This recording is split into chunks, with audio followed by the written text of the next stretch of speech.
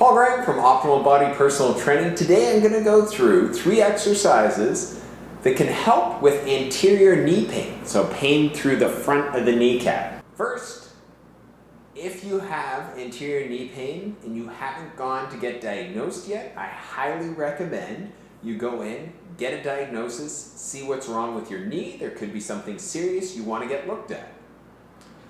But if you've had chronic pain for a while and you understand what the condition is and you're looking to strengthen certain areas that would help to decrease your chances of pain, we're going to go through 3 common things that help to decrease most people's anterior knee pain. For the first exercise, we're going to use a foam roller. You could also use a massage ball. We're going to roll out a muscle called your gluteus medius, or essentially the side of the hip. So what you want to do is place the roller just above the thigh bone or the hip bone, and you want to just move up and down looking for any sensitive spots. You can also look a little bit on the front of the hip, directly on the side, or you can roll towards a little bit of the back of the hip. Once you find a sensitive spot, roll back and forth on it. You don't have to make this an incredibly painful exercise. You just want to roll that muscle out and relax it a little bit. I'd recommend that you roll both sides, not just the side that you're getting pain in the knee. The second exercise is going to be to strengthen the hips. Most people that have anterior knee pain usually do not use their hip muscles well and struggle to stabilize their hip. For this, we're going to perform an exercise called clams.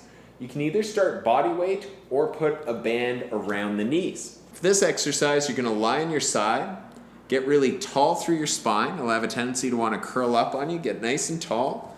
Bring the knees up at about 90 degrees with the body.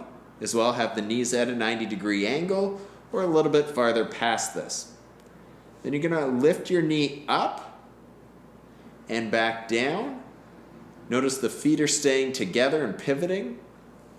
Really important, the most common mistake when this muscle is weak especially, you'll see the pelvis roll back as you lift the knee up. So things you can do is take one hand, put it on your tailbone, make sure your tailbone isn't moving at all as you perform the exercise. Or the other thing, if you're not sure, is just to put your back flat up against a wall. And so then you won't be able to rotate the pelvis because the wall will be stopping you. Simply move up and down, making sure that you feel the muscles in the hip or the side of the glute working. If you can't feel them, take your fingers and push them into that muscle and feel the contraction with your finger in the hip muscle. You can perform this exercise anywhere from 30 to 60 seconds, trying to get some fatigue in that muscle. Final exercise would be stork stance. This is going to help with your general stability. A lot of people will find this exercise much harder than you would think. For it, you're going to stand with your palms forward, and then you're going to lift your foot up off the ground. Try to make sure your thigh doesn't drift forward, and try to hide your foot, if you're in front of a mirror, behind this leg. So you'll see the foot want to peek out to either side, typically usually in. Try to hide it behind the thigh, staying up nice and tall. Trying to stay like a statue with as little movement as you can.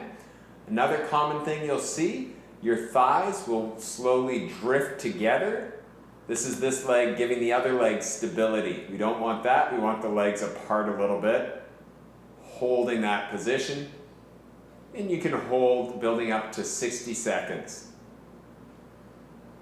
Again, make sure to perform this on both legs. Typically, with most pain in the front of the knee, you'll usually have a lack of stability in the hip. So we want to get these muscles working better. And usually that'll start to take a lot of the pressure off of the knee joint.